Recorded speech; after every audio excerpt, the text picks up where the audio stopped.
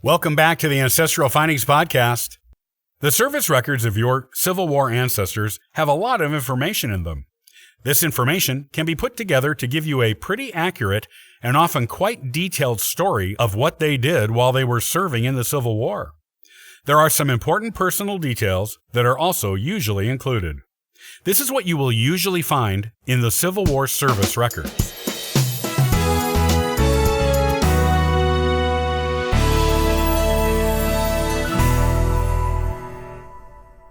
The primary type of Civil War record is the service record. This record tells you exactly what your Civil War ancestor did during his service in either the Union or the Confederacy. The records will start with when and, most importantly, where your ancestor enlisted to be in the military for the war. The when is interesting because you will know if your ancestor jumped in at the beginning in the war, sometime in the middle, or at the end of it. The when may depend on age, as your ancestor may have had to wait until he was of age to join. It may also have to do with his family situation, and when he was able to take time away from them to go into military training and travel to engage in battles with the other side. The where of the record is usually fascinating to genealogists, as it will give you proof of the area in which your ancestor lived at that time. Either he will have enlisted in his city or town of residence, or in the closest city or town that had a place where one could enlist. Either way, you will get an idea of his geographic area of residence if you did not already know it. Other information you will find in your ancestor's service record includes payments received, the promised pay for enlisting in the military, as well as additional allotments for food, clothing, and other special needs while your ancestor was in service. Engagements in which your ancestor fought.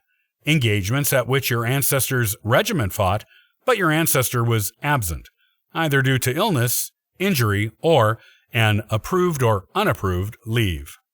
Illnesses and or injuries your ancestor experienced while in the military. Any disciplinary records or records of special commendations for bravery or meritorious service. Whether your ancestor was killed during his service, and in what manner, or if he died of an illness or injury during the service, and on what date, and in what place. The date he was released from his enlistment, if he survived his enlistment in the first place, and where he was when his attachment to the military was terminated. You will also find other interesting details, such as his age at enlistment, his birthplace, his marital status, and whether he had to take an oath of allegiance to the United States, which he would have if he'd been in the Confederacy, after being released from military service, and on what date he took it.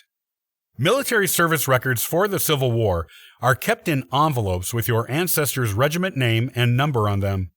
This information is also useful to search, as you can look up information on that regiment and find out more about what your ancestor may have done while serving in the Civil War. You might even find him in a regimental photograph. Many of these records are online on Fold 3 and Ancestry in digitized format. You can also find them for both the Union and Confederacy at the National Archives.